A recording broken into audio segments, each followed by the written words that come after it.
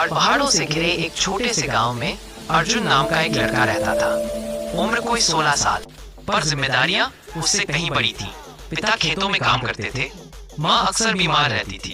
अर्जुन रोज सुबह सूरज निकलने से पहले उठता, पानी भरता, माँ को दवा देता और फिर स्कूल जाने से पहले खेतों में हाथ बटाता।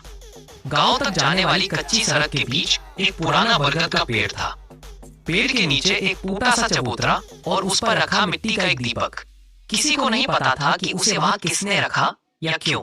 लोग बस इतना जानते थे कि हर शाम कोई ना कोई उस दीपक को जला जाता था।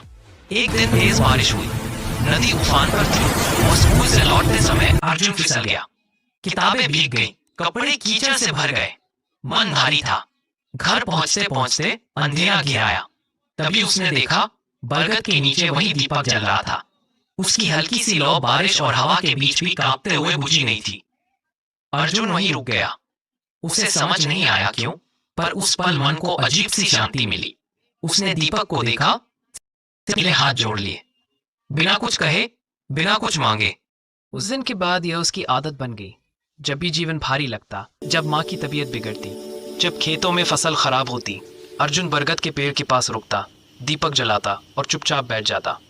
वह किसी देवता का नाम नहीं लेता था, कोई मंत्र नहीं जानता था, बस मन की थकान वही छोड़ देता था। समय बीतने लगा, माँ की सेहत धीरे धीरे सुधरने लगी। अर्जुन की पढ़ाई में भी अच्छे नंबर आने लगे। गांव वाले हैरान थे, इतनी मुश्किलों के बावजूद लड़के के चेहरे पर शिकायत नहीं थी। एक दिन गांव में एक बूढ़ा साधु आया। उसने बरगद के नीचे दीपक देखा और मुस्कुरा दिया। उसने अर्जुन से पूछा, तू रोज यहाँ दीपक क्यों जलाता है? अर्जुन ने सिर झुका लिया, बोला, मुझे नहीं पता, बस यहाँ बैठने से डर कम हो जाता है। साधु ने हल्के से कहा, जब इंसान बिना मांगे भरोसा रखता है, तब प्रार्थना अपने आप हो जाती है। अर्जुन उस बात को पूरी तरह समझ नहीं पाया, पर दिल में कुछ उतर गया। बरसों बाद अर्जुन शहर चला गया, पढ़ लिख कर अच्छा काम करने लगा। लेकिन जब भी गांव आता, सबसे पहले बरगद के पेड़ के पास रुकता। अब वह चबूतरा नया था, दीपक भी ठीक, और कोई ना कोई उसे जला ही जाता था, क्योंकि कुछ रोशनी शब्दों से नहीं, विश्वास से जलती है।